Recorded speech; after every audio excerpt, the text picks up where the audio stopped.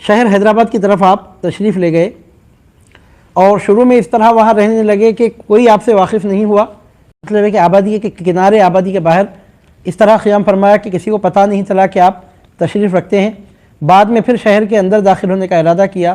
اور دروازہ پل بادشاہی سے رونق بخش آبادی ہو کر اس ندی کے کنارے جہاں قدیم مسجد واقع ہے اس مسجد کو پسند فرما کر وہیں نزول فرمایا۔ مطلب یہ کہ ایک مسجد وہاں موجود تھی اور آپ اس مسجد میں جا کر اترے اور وہاں رہنے لگے۔ لیکن وہ مسجد جو تھی وہاں ایک عجیب و غریب معاملہ تھا۔ مشہور تھا کہ اس مقام پر آصف کے اثرات ہیں۔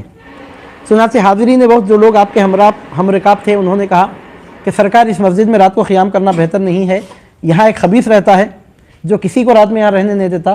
لہذا آپ بھی یہاں رہنے کا ارادہ ترک فرما دیجئے۔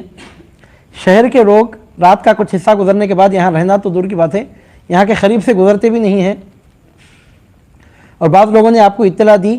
کہ اس گنبد کے صاحب اور اس مسجد کا بانی ملک عنبر نامی تھا جو مرنے کے بعد اب خبیث ہو گیا ہے، وہ اور لوگوں کو راستہ چلتے وقت تکلیفیں پہنچاتا ہے، بلکہ لوگوں کو ہلاک کر دیتا ہے اور اکثر لوگوں کو دو ٹکڑے کر کے مسجد کی بولی میں پھینک دیتا ہے۔ لہذا آپ اس مسجد میں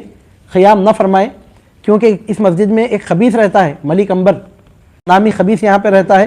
اور اس کا معاملہ یہ ہے کہ اکثر راستہ چلنے والے لوگوں کے ساتھ وہ اس طرح چھیڑ چھاڑ کرتا ہے کہ راستہ چلنے والوں کو تکلیفیں پہنچاتا ہے اور بعض کو تو ہلاک کر دیتا ہے اور بعض لوگوں کو تو دو ٹکڑے کر کے بولی میں پھینک دیتا ہے، مسجد کی بولی میں ڈال دیتا ہے۔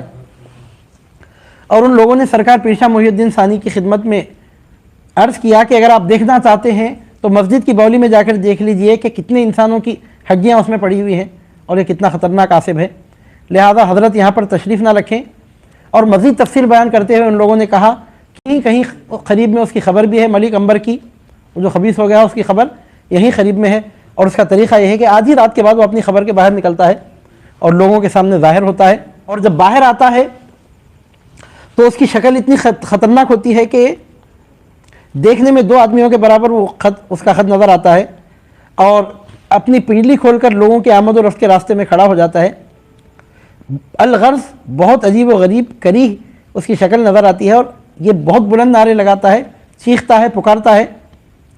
اور روزانہ اس کی خبر سے توبہ توبہ کی آواز سنائی دیتی ہے جس کے سننے سے عالم تباہ ہو جاتے ہیں۔ الغرض ان لوگوں نے اتنا خطرناک قسم کا نقشہ کھینچا۔ خلاصہ کلام یہ عرض کیا کہ آپ یہاں پر اس مسجد میں تشریف نہ رکھیں تو بہتر ہے۔ سرکار پیر شاہ محی الدین ثانی نے اتنا تفصیلی بیان سننے کے بعد ارشاد فرمایا کہ جہاں بلا اور آصب ہو فقیروں کے رہنے کی وہی جگہ ہوتی ہے۔ اتنا کچھ بیان سننے کے بعد آپ نے اس کا کوئی اثر قبول نہیں کیا اور فرمایا کہ بلا اور آصب جہاں ہوتی ہے فقیروں کے رہنے کی وہی جگہ ہوتی ہے۔ اس کے بعد آپ نے رات کو مزید وہیں قیام کرنے کا ارادہ فرما لیا، اور جس راستے سے گزرتے ہوئے لوگ ڈرتے تھے آپ تنہا تنہا اس مسجد کے اندر رات گزارنے کا آپ نے ارادہ فرمایا، اور ایک رات دن تک گنبد میں موجود رہے، لیکن نہ ملک عنبر سامنے آیا، نہ کوئی چیخ پکار کی، نہ کوئی عجیب و غریب بات دیکھنے میں آئی۔ 24 آورز مکمل ہوئے، ایک دن مکمل گزرا، ایک رات مکمل گزر گئی، لیکن کوئی چیز دیکھنے میں نہیں آئی۔ ایک روایت میں ہے کہ جس خبر میں وہ مدفون تھا وہ خبیث ہو گیا تھا، آپ نے ایک ٹھیکری پر ایک نقش لکھ کر اس کے لوح مزار پر رکھ دیا، اس کے بعد سے وہ خبر سے آواز نکلنا بھی بند ہو گئی، اور بتایا جاتا ہے کہ اس دن سے آج تک پھر اس کو کسی نے نہ خبر کے باہر نکلتے ہوئے دیکھا، نہ آواز لگاتے ہوئے دیکھا، نہ پھر اس نے کسی کو اذیت پہنچائی۔ بالآخر سرکار پیر شاہ محی الدین ثانی قدس اللہ تعالیٰ سرہ العزیز کچھ دنوں تک اسی مسجد میں معتکف رہے، اور اسی وقت آپ نے فرمایا کہ یہیں میں آپ کا مرکز منور بھی ہوگا، یعنی مطلب یہ کہ غالباً یہ وہی مسجد ہے جو آپ کے روضہ انور میں آج بھی موجود ہے، وہیں کہیں قریب میں قبرستان میں اس خبیث کا مزار تھا، لیکن اس کے بعد سے اس کی ایذا رسانی کا سلسلہ قطعی طور پہ ختم ہو گیا، پہلی ہی رات سے یہ سلسلہ موقوف ہو گیا۔